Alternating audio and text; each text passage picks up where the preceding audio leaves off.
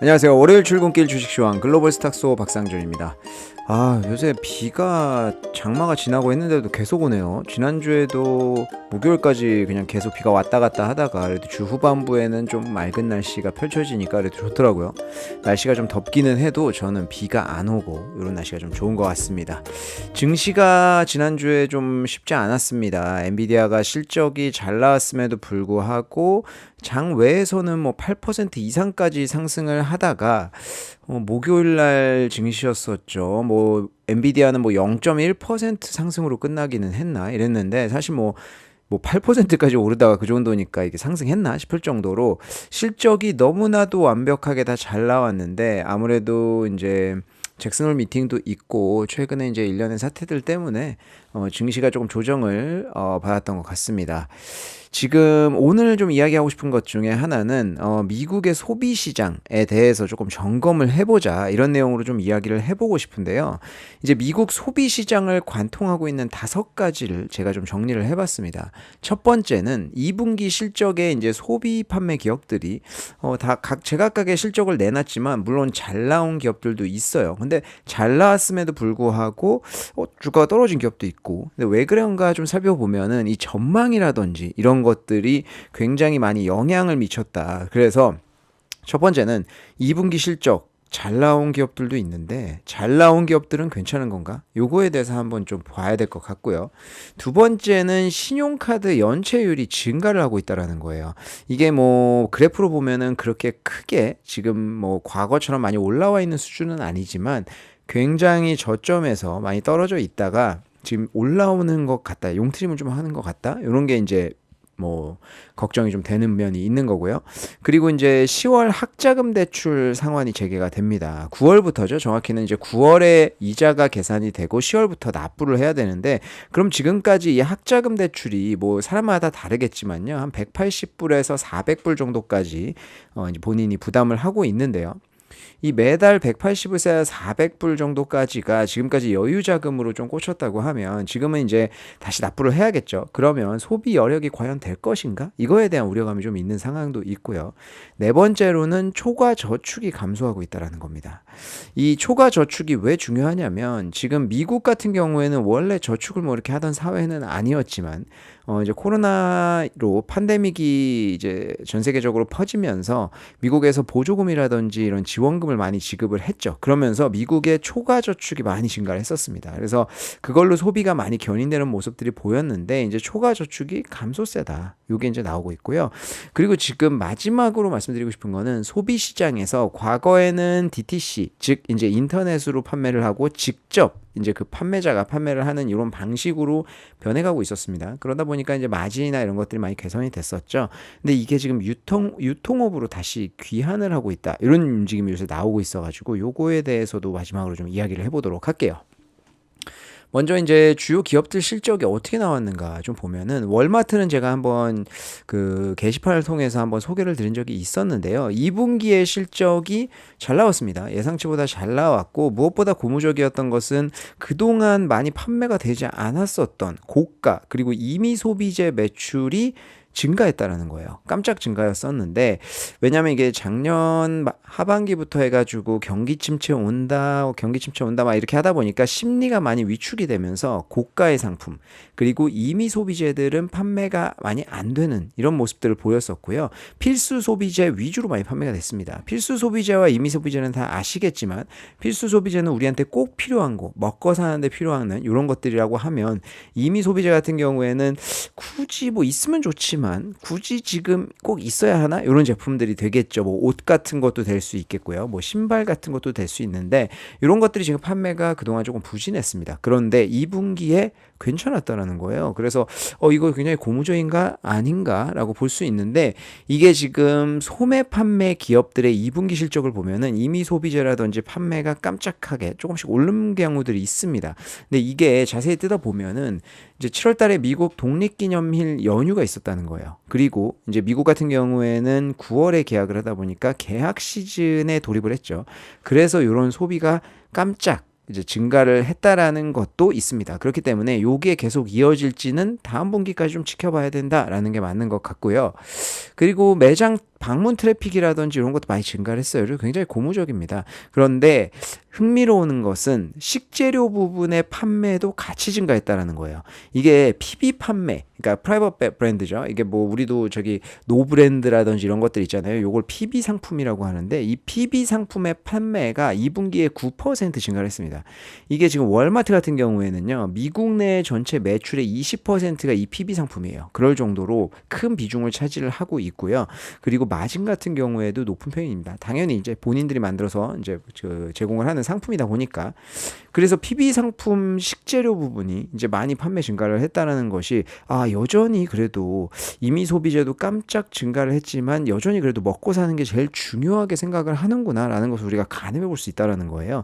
그리고 밀키트 같은 거 있죠. 밀키트라든지 주방 도구의 판매도 증가를 했다는 겁니다. 그래서 여전히 밖에 나가서 밥 먹기보다는 집에서 밥 먹는 걸 선호한다. 그래서 저는 월마트 실적만 딱 봤을 때는 약간 지금의 어떤 소비가 지금까지는 심리적으로 많이 위축이 됐었는데 그래도 심리가 많이 회복되지만 그래도 여전히 조금 긴축 모드로 가는 거 아닌가?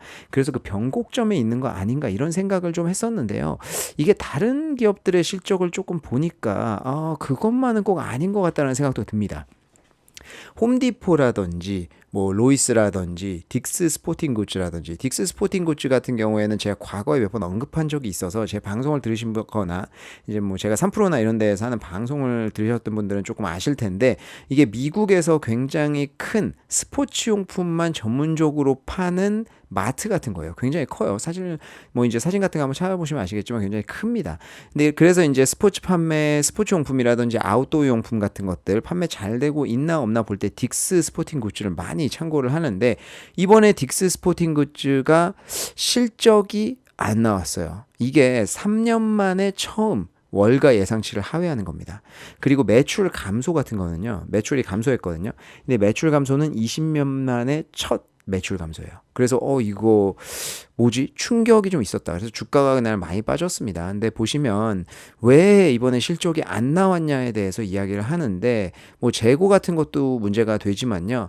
매장 내 절도가 증가하고 있다. 이런 이야기 합니다. 그래서 저는 처음에 이거 보고 아니 뭐 매장 내에서 얼마나 절도를 하길래 이거를 실적 발표에서 경영진이 이야기할 정도야. 저는 이런 생각도 했어요. 근데 저희가 흔히 그냥 이야기하는 뭐 이제 그 뭐 장갑이라든지 뭐 이런 좀 그런 거 그냥 이제 젊은이들이 좀 훔치는 그런 게 아니라 조직적인 범죄라는 거예요. 재고를 그냥 통으로 훔쳐버린다는 거죠. 그래서 재고에 영향도 주고 매출에 영향 좀 주고 있다라고 이야기하고 있습니다. 그래서 이게 딕스 스포팅 굿즈뿐만이 아니라 최근에 다른 소매 판매점들도 이런 문제 때문에 거기에 이제 범죄 예방을 위해서 투입하는 비용이 증가했다. 뭐 이런 피드백을 한 기업들도 있었거든요.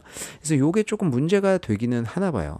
그리고 이번에 딕스 스포팅 굿즈 같은 경우에는 사실 이게 되게 애매한 거는요. 스포츠 용품들이 나쁘지 않게 나온 것 같거든요. 보면은 뭐 이제 그 동일 매장 매출, 그러니까 기존 매장의 매출 같은 경우에는 1.8% 증가했고 예상치보다도 한 3% 가까이 높게 나왔고요.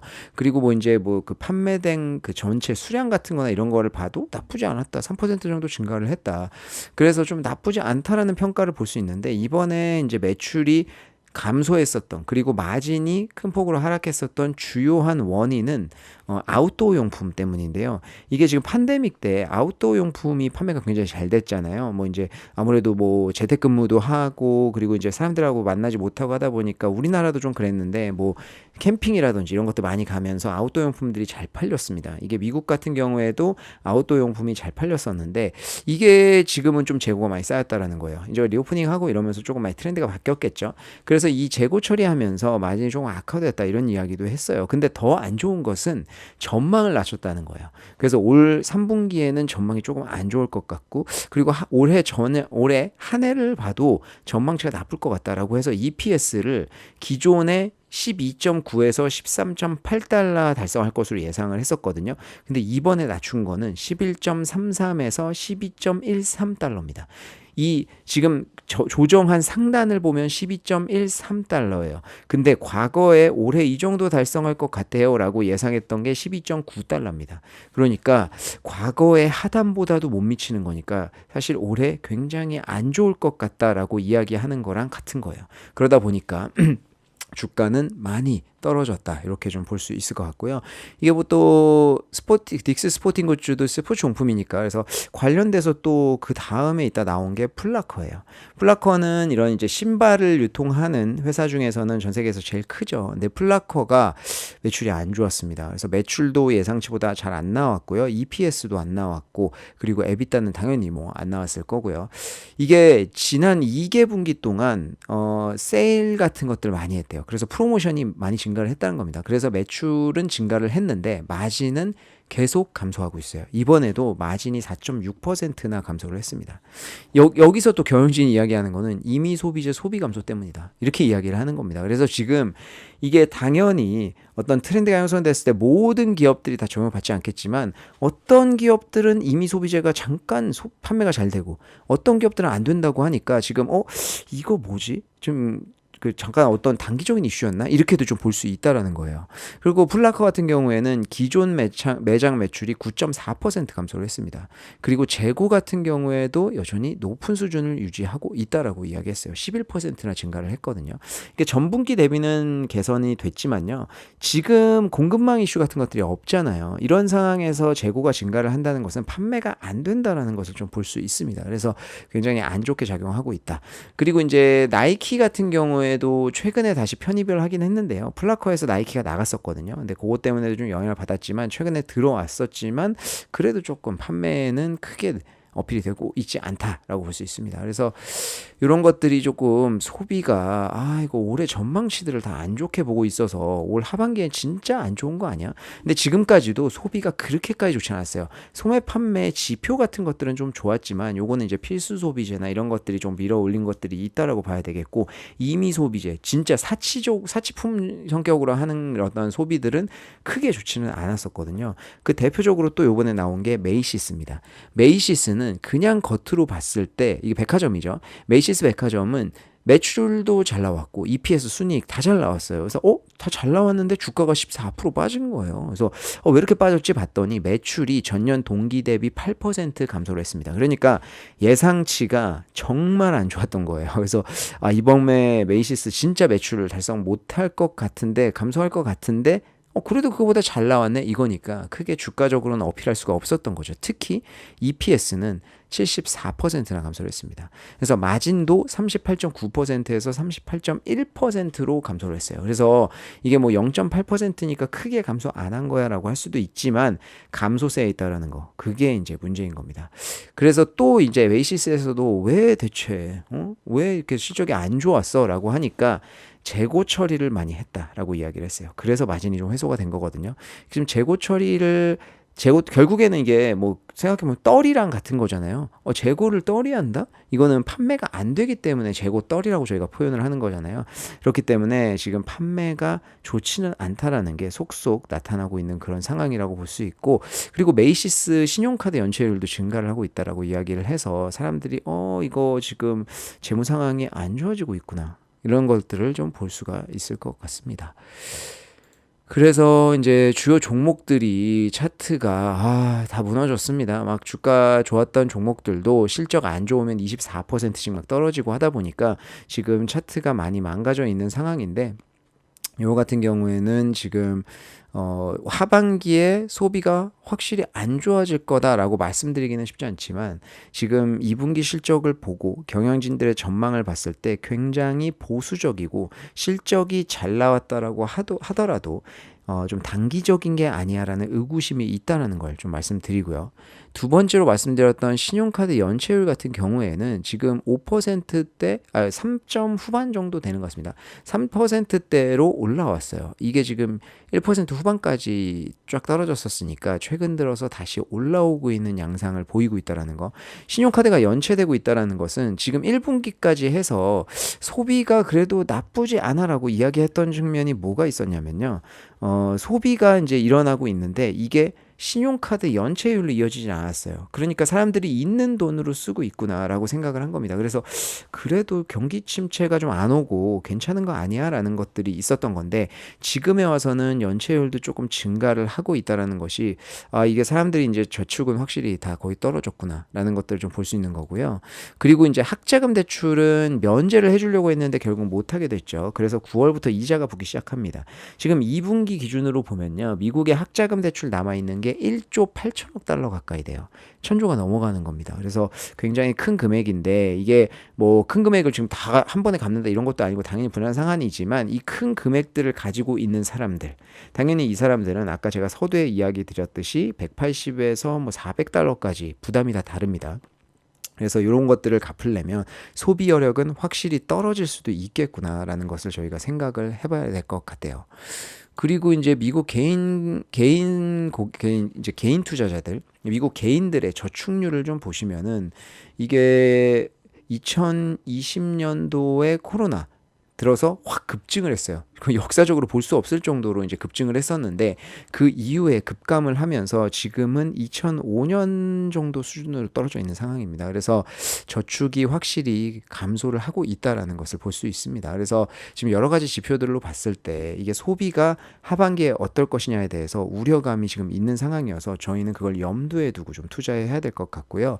그리고 마지막으로 좀 말씀드리고 싶은 거는 소비 쪽에서 이제 변화인데 이게 DTC에 대해서 제가 소비 기업들을 이야기할 때는 꼭 이야기를 했던 건데 왜 DTC를 강조하냐면 온라인으로 판매를 하기도 하고요. 직접 재고 관리하고 판매를 하니까 과거에는 이게 마진이라든지 이런 것들을 증가시킬 수 있는 굉장히 좋은 수단이었습니다. 그래서 마진이 확대되는 효과가 있었거든요. 근데 이게 코로나가 딱 터지고 나니까 공급망 이슈 딱 터져. 그래서 재고를 확충을 못합니다. 그래서 재고가 없어서 못 파는 게 처음에는 문제였죠. 근데 이거 조금 괜찮아져서 재고를 확충했더니 경기 침체 온다. 이러면서 또 작년에는 판매가 안 되는 거예요. 그래서 기업들이 이것 때문에 골머리를 앓기 시작하는 거죠. 대표적인 주자가 나이키입니다. 나이키 같은 경우에는 지금 11일 연속 주가가 떨어졌는데 이게 1980년도에 나이키가 상장한 이후 처음이에요.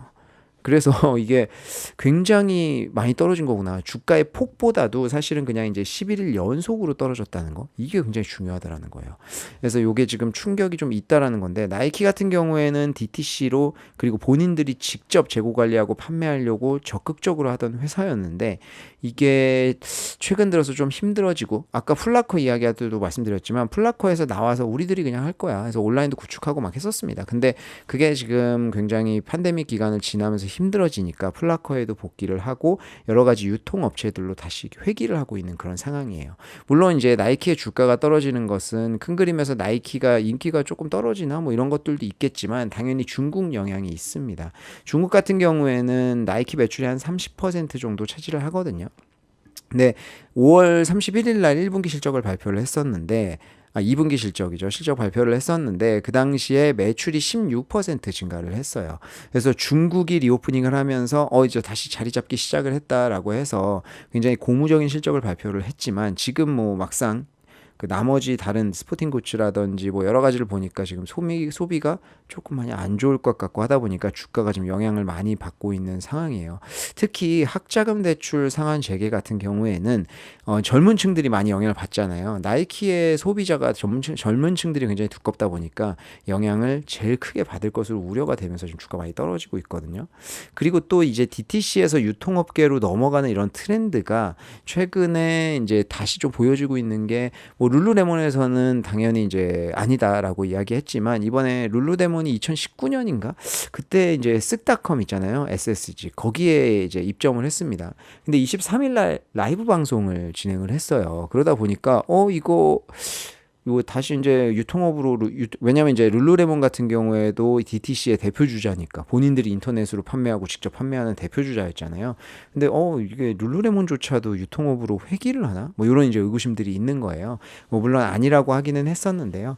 왜 이제 DTC에서 유통업계로 이제 옮기는 게 중요하냐? 소비 기업들 투자에 있어서 마진이 지금 훼손될 가능성들이 있다라는 겁니다. 왜냐하면 나눠 먹어야 되잖아요. 본인들이 못하니까. 그래서 관리의 유용성, 뭐 관리의 효율성 이런 것들은 있을 수 있지만 마진이 조금 해소될 가능성은 저희가 염두에 두고 있어야 될 것 같습니다. 그래서 오늘은 이제 첫 번째 주제로 이 소비에 대해서 제가 지난주에 조금 고민을 해봤던 것들에 대해서 이제 공유를 했는데요. 첫 번째로는 2분기 실적이 잘 나온 기업들도 단기적일 가능성이 있기 때문에 봐야겠다라는 거고요.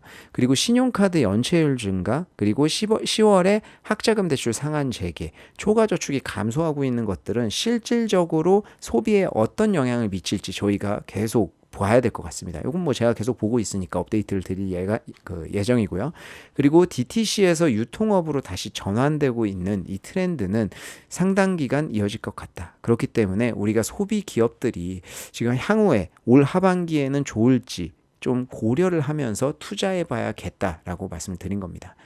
그리고 이 와중에 또 인플레이션에 대해서도 저희가 우려 사항들이 좀 있습니다. 지금 인플레이션에 대해서 이제 그 연준이 승리했다라는 이야기가 나올 정도로 인플레이션 다 잡혔다라고 이야기를 했었는데요. 지금 핵심 인플레이션 같은 경우에는 앞으로 2%대 달성은 힘들 것 같다라는 이야기들이 또 나오고 있습니다. 그 중에 여러 가지가 이유가 있겠지만 첫 번째로 히트를 친 건요. 흑해 곡물 협정 파기예요. 이게 지금 러시아랑 우크라이나 사이에 이제 흑해가 있는데 거기에서 이제 그 우크라이나가 우리 지금 다 알듯이 전 세계의 어떤 그 밀이라든지 이런 곡물 만드는 데에서는 거의 최고잖아요. 근데 그게 지금 수출이 안 됐었는데 흑해 곡물 협정을 하면서 수출이 재개가 됐었거든요. 근데 그거를 러시아에서 파기한 거예요. 그래서 지금 밀이랑 옥수수 가격이 굉장히 자극을 받고 있는 상황입니다. 그러면 밀이랑 옥수수 가격이 오르면 그거 안 먹으면 되지라고 할 수 있지만 안 먹으면 되지 이후에는 대체제로 뭔가 먹어야 되잖아요. 그럼 이런 것들이 대체제로 수요가 몰립니다. 그래서 대체제도 가격을 끌어올리는, 전반적으로 가격 끌어올리는 효과가 있거든요. 이거 하나만 해도 좀 우려가 있었는데 인도에서 쌀 수출을 금지했어요. 근데 인도가 전 세계 쌀 수출에 차지하는 비중이 40%나 됩니다. 그리고 우리가 지금 한국에선 잘 안 먹지만 그 흰쌀, 긴 쌀이죠. 이거 인디카 흰쌀이라고 하는데 막 날아다니는 쌀 있잖아요. 그거를 우리나라에서는 안 먹지만 다른 나라에서 많이 먹잖아요. 요거에 전 세계 유통량의 70%를 인도에서 담당해요. 그러다 보니까 인도에서 쌀 수출하는 게 굉장히 커요, 양이. 주요 수입국으로는 뭐 중국, 필리핀, 나이지리아 이런 데가 되거든요. 근데 지금 이런 데가 당장 영향을 받기 시작을 했고요. 그래서 쌀 가격이 12년 만에 최고치를 기록을 했습니다.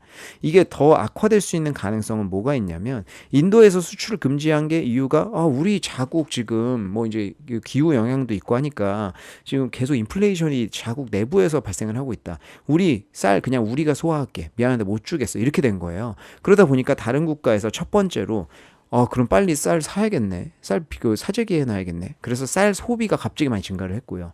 또 쌀 수출하는 국가들 입장에서는 너네 그럼 수출 안 한다고? 그럼 우리도 지금 물가 힘든데 우리끼리 소화하자. 이렇게 되는 경우가 생기는 거예요. 그러면 지금 더 악화될 수 있는 가능성이 높다라는 겁니다. 그래서 일각에서는 전 세계 곡물가가 약 15에서 30%까지도 인상될 것이다. 이렇게 보고 있습니다. 그래서 우리가 보는 인플레이션 같은 경우에는 지금 이 곡물 가격이라든지 식품 가격이 들어가잖아요. 그래서 이 전체 인플레이션도 지금 상태가 유지가 될까에 대해서는 서서히 영향받지 않겠나? 이런 우려가 좀 있고요. 그리고 그 핵심 인플레이션, 코어, 근원 인플레이션 이렇게 여러 가지로 불리는 이 근원 인플레이션 같은 경우에는요. 제일 중요한 게 결국에는 서비스업, 임금 가격 뭐 이런 거잖아요. 이 임금이 떨어질 기미가 안 보여요. 왜냐하면 지금 이번 주에 여러 가지 고용 지표가 나와서 한번 확인은 해봐야겠지만요. 미국의 고용이 너무 좋다라는 거예요. 그러면 임금이 당연히 안 떨어지죠. 임금이 떨어지려면 고용이 안 좋아야지 이직도 안 되고 하다 보니까 임금이 떨어지는 거 아니겠습니까? 결국에는 누가 주도권을 갖고 있냐인데 지금은 일을 하는 사람들, 고용이 되는 피고용자가 더 주도권을 갖고 있다라는 거예요. 그렇기 때문에 임금이 떨어지기가 쉽지 않고요. 최근에 이제 재밌는 서베이가 하나 있는데 그 설문조사에 따르면 얼마 받으면 이직할 거예요? 라고 했을 때 이 의중 임금이라고 하거든요. 이 의중 임금이 8만 달러가 나왔습니다. 거의 1억이 되는 거예요. 그래서 굉장히 높은 가격을 줘야 내가 이직을 할 것이다. 사람들은 이런 마음을 가지고 있다라는 겁니다. 그래서 지금 사실 소비도 조금 부진한 상황에서 인플레이션이 다시 오른다고 하면 제가 감히 무슨 뭐 증시를 예측하거나 이런 것은 아닌데요. 쉽지는 않은 상황일 것 같다라는 생각이 듭니다. 그리고 지난주에 제가 또 들었던 생각 중에 정말 혼란스럽다는 생각을 많이 하는데요. 지금 나토에 대해서 제가 과거에 이야기를 좀 했어요. 제가 이런 쪽에 좀 흥미가 많이 있는데 나토가 지금 아시아의 진출을 계속 꾀하고 있죠. 이게 결국에는 유엔이 미국 맘대로 안 되는 그런 상황이 되다 보니까 나토를 미국 맘대로 하고 싶은 그러니까 동맹국끼리 나토를 운영하고 싶은 마음이 미국한테 있는 거예요. 근데 지금 미국의 적은 중국이잖아요. 중국과 러시아. 그러다 보니까 이제 그쪽 상대로 나토로 계속 압박을 하는 이런 모습들을 보이고 있는 거거든요. 뭐 최근에 덴마크, 스웨덴 계속 나토 가입하고 이런 것들 아니겠습니까? 근데 러시아에서 지금 뭐 중국이랑 또 그쪽 동맹을 맺고 있는 모습이 보여. 이게 지난주에 나온 뉴스 중에 브릭스에 지금 이란, 사우디아라비아, 아랍에미레이트 이런 6개 국가가 지금 조인을 했어요. 근데 제가 이 브릭스에 있는 국가들을 쫙 보니까 중국, 러시아, 브라질, 뭐 아르헨티나 뭐 이런 데거든요. 그러니까 이게 지금 딱 동맹이 나뉘는 거예요. 그래서 지금 신냉전 시대가 정말 이제 시작이 됐구나. 뭐 이런 것들을 저희가 좀 볼 수 있는 안타까운 면이 있는데 이렇게 좀 불락 경제가 형성이 되면서 그 안에서 우리가 어떤 종목들을 피해야 되고 어떤 종목들은 좀 봐야 되는지 요거는 제가 조금 더 연구를 계속 해볼 생각이고요. 지금 우리가 사는 세상이 좀 굉장히 또 양분화가 돼가고 있는 것 같다 해서 좀 안타깝지만 우리는 그 와중에서도 또 투자를 열심히 해야 되지 않겠습니까? 그래서 저는 그런 쪽으로도 계속 연구를 해보고 업데이트 하도록 하겠습니다. 자, 그럼 이번 주도 화이팅 하시고요. 저는 또 다음 주에 찾아뵙도록 하겠습니다. 감사합니다.